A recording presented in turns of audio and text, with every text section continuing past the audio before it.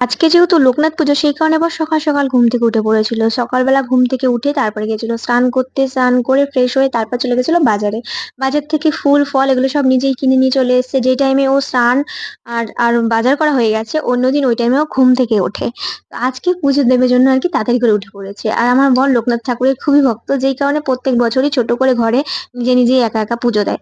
মানে আমি নিজে থেকে আর কি বলি না পুজো দেওয়ার কথা, যেহেতু ও নিজে থেকে মানে লোকনাথ ঠাকুরের পুজোটা ও একা একা দিতে মানে ভালোবাসে, পছন্দ করে।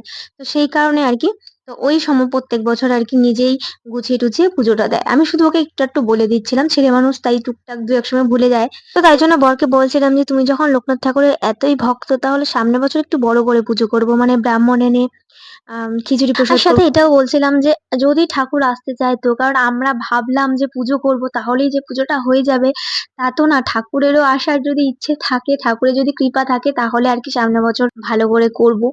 তো যাই হোক, বরের এই মানে ঠাকুরের প্রতি ভক্তিটা আমার বেশ ভালো লাগে। কেন কি সব ছেলেদের মধ্যে দেখা যায় না এই ঠাকুরের প্রতি বেশি ভক্তিটা। তো যাই হোক, আমাকে তো ইগনোর করো, আমার অবস্থা দেখো গরমে। আমি সকাল সকাল স্নান করে নিয়েছিলাম কারণ আজকে আমার ভ্যাকসিন ছিল। গরমের মধ্যে স্নান করে মাথাটা আশ্রয় নিয়ে এরকম পাগলের মতন অবস্থা আমার গরমে।